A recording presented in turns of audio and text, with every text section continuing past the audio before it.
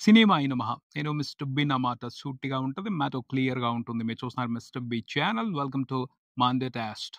ఈ week Monday టెస్ట్‌లో 2 సినిమాలు పార్టిసిపేట్ చేశాయి. ఒకటి 'ఓదెల 2', 2 'అర్జున్ సన్ ఆఫ్ వైజయంతి'. ఈ సినిమాలకు సంబంధించిన డీటెయిల్డ్ మండే టెస్ట్‌లోకి వెళ్ళే ముందు కొన్ని విషయాల గురించి మాట్లాడాలి. బేసిక్‌గా ఇప్పుడు చాలా స్ట్రాంగ్‌గా ఒక చర్చ నడుస్తుంది ఫిల్మ్ ఇండస్ట్రీలో. థియేటర్స్‌కి ఆడియన్స్ రావటం లేదు. ఎందుకు రావటం లేదు అనే దానికి సంబంధించి చాలా స్ట్రాంగ్‌గా రివ్యూల మీద నిందలు వేస్తున్నారు. రివ్యూలు చేసేవాళ్ళ మీద నిందలు వేస్తున్నారు. వాళ్ళ మూలంగానే ఆడియన్స్ థియేటర్స్‌కి రావట్లేదు. రిలీజ్ అవ్వగానే ఫస్ట్ షోలు పడగానే రివ్యూలొచ్చేస్తున్నాయి. నెగెటివ్ రివ్యూలొస్తున్నాయి. వాటిని చూసి థియేటర్స్‌కి రావద్దు అని ప్రేక్షకులు డిసైడ్ అయిపోతున్నారు అని రివ్యూల మీద నిందలేస్తున్నారు. రివ్యూల మీద నిందలేయటం అంటే నేనైతే ఒకటే చెప్తాను. పని చేయరా పనిమంతుడా అంటే, అయ్యబాబోయ్! నా వల్ల కాదు. నాకు నడుము నొప్పి. ఈరోజు మంగళవారం అన్నాడంట. అదే అనాలి. అంతకుమించి పర్ఫెక్ట్ ఉదాహరణ ఇంకొకటి ఉండదని చెప్పొచ్చు. రివ్యూల మూలంగా సినిమా రిజల్ట్ మీద వెరీ లిమిటెడ్ ఇంపాక్ట్ ఉంటది. చాలా చాలా తక్కువ ప్రభావం మాత్రమే ఉంటది. రివ్యూలు ఏ సినిమా రిజల్ట్‌ని డిసైడ్ చేయలేవు. అవి కొంతమంది అభిప్రాయాలు మాత్రమే. ఆ అభిప్రాయాలు ఎక్కువ మంది ఆడియన్స్‌ని ఎప్పుడూ ఇన్‌ఫ్లుయెన్స్ చెయ్యవు. రివ్యూల మూలంగా జరిగేది రెండే. యూట్యూబ్ రివ్యూల మూలంగా కొంతమంది ఆడియన్స్ ఎంటర్‌టైన్ అవుతున్నారు. దాన్ని ఒక ఆల్టర్‌నేట్ ఎంటర్‌టైన్‌మెంట్‌గా తీసుకున్నారు. అంతే తప్పించి వాళ్ళు చెప్పింది చూసి సినిమా రిజల్ట్‌ని డిసైడ్ చేద్దామని పబ్లిక్ అనుకోవటం లేదు. యూట్యూబ్‌లో వచ్చే ప్రతి రివ్యూని ఎంజాయ్ చేస్తున్నారు. వాళ్ళు మాట్లాడే విధానాన్ని ఎంటర్‌టైన్‌మెంట్‌గా తీసుకుంటున్నారు. అంతే తప్పించి వాళ్ళని బట్టి, వాళ్ళ ఒపీనియన్స్‌ని బట్టి సినిమా రిజల్ట్‌ని డిసైడ్ చేయాలి అని పబ్లిక్ అనుకోవటం లేదు. ఇక వెబ్‌సైట్స్‌లో వస్తున్న రివ్యూలు. అవి ఫిల్మ్ మేకర్స్ మాత్రం ఎక్కువ ఫాలో అవుతున్నారు. సినిమాలంటే ఇష్టం ఉన్నవాళ్ళు, సినిమాల్లోకి వెళ్ళాలి అనుకుంటున్నారు. ఆల్రెడీ సినిమాల్లో ఉన్నవాళ్ళు, సినిమాల కోసం పనిచేస్తున్న వాళ్ళు వెబ్‌సైట్ రివ్యూలని చూస్తారు. ఎందుకంటే ఏం తప్పు జరిగింది? ఎక్కడ మిస్టేక్ జరిగింది? ఆ మిస్టేక్‌లు ఎలా కవర్ చేసుకోవాలి? అన్న ఉద్దేశంతో ఎక్కువ మంది ఫిల్మ్ ఇండస్ట్రీతో సంబంధాలు ఉన్నవాళ్ళు వెబ్‌సైట్‌లో వచ్చే రివ్యూలని ఫాలో అవుతారు. అది వాళ్ళ కెరియర్‌కి ఉపయోగపడతది. వాళ్ళ పనికి ఉపయోగపడతది. లేకపోతే స్కిల్స్ డెవలప్ చేసుకోవడం కోసం, కొన్ని విషయాలు చేయకుండా ఉండటం కోసం, కొంత నేర్చుకోవడం కోసం ఉపయోగపడుద్ది. రివ్యూల మూలంగా జరిగేది ఇదే. ఇంతకు మించి ఎక్కువ జరగటం లేదు. ఫాన్స్, ఫాన్స్ ఈ రివ్యూలను ఉపయోగించుకొని యాంటీ ఫాన్స్‌ని లేకపోతే వాళ్ళకి అగైనెస్ట్‌గా ఉన్న వాళ్ళని కామెంట్ చేయడం కోసం ఈ స్టేట్మెంట్స్‌ని వీటిలో ఉన్న వాటిని ఉపయోగించుకుంటారు. అలా గొడవ జరుగుతది. అంతే తప్పించి రివ్యూల మూలంగా సినిమాల రిజల్ట్ అయితే మాత్రం ఎప్పుడూ డిసైడ్ అవ్వదు. సినిమాల రిజల్ట్‌ని డిసైడ్ చేస్తుంది ప్రస్తుతం అయితే రెండే విషయాలు. వాటి గురించే ఫోకస్ చేయాలి. వాటి గురించి ఎక్కువ ఆలోచించాలి ఫిల్మ్ మేకర్స్. సినిమాలను రిలీజ్ చేస్తున్న వాళ్ళు. ఆ 2 విషయాలు ఏమిటి అంటే రిలీజ్‌కు ముందు బజ్. యెస్!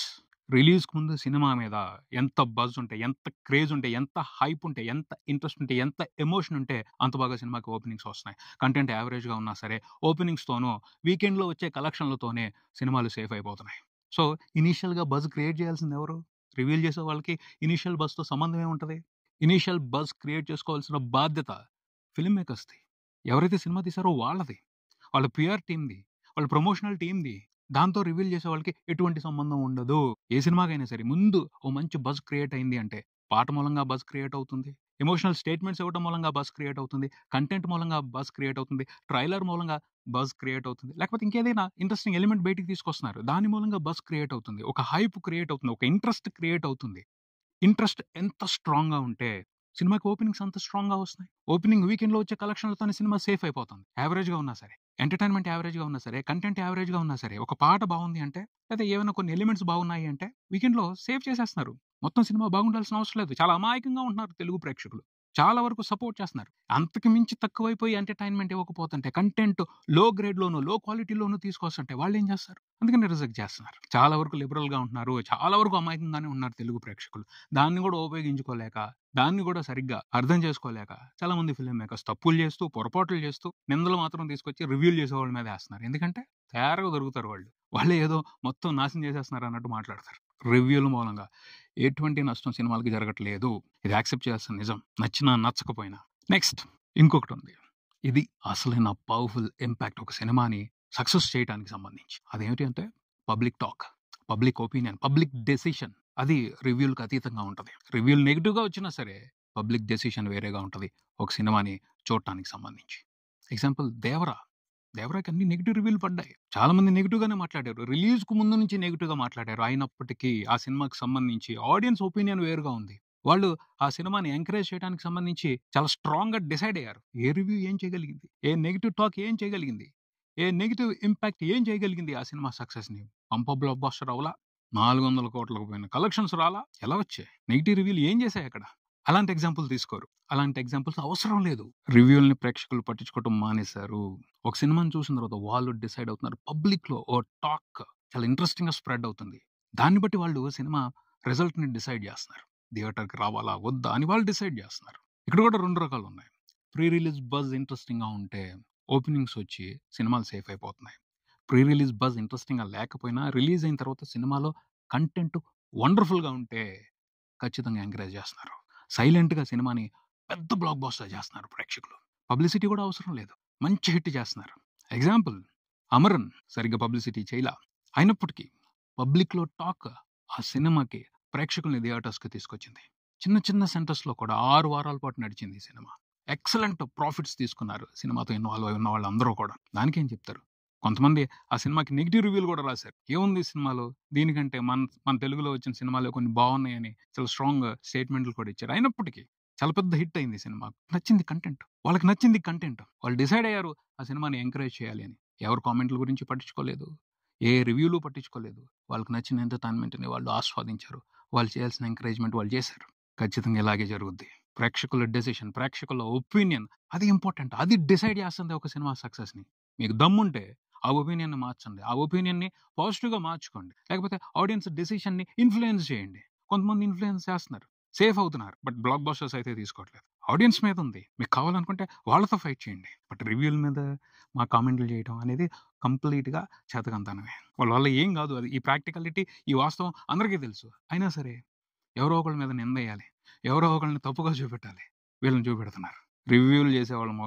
రివ్యూల మూలంగా సినిమా ఇండస్ట్రీకి ఎటువంటి నష్టం జరగట్లేదు. నష్టం జరుగుతున్నప్పుడు ఒక కారణంగా మాత్రమే అది కనపడదు. సోషల్ మీడియా ఇప్పుడు ఎంత పవర్‌ఫుల్‌గా ఉంది. ఆపగలుగుతారా? రివ్యూలు చేయనంత మాత్రాన టాక్‌ని ఆపగలుగుతారా? ఆడియన్స్ ఒపీనియన్ షేర్ చేసుకోకుండా ఆపగలుగుతారా సోషల్ మీడియాలో? అది ఎంత స్ట్రాంగ్‌గా ఉంటది. వాళ్ళే టాక్ పెట్టేస్తున్నారు బయటికి.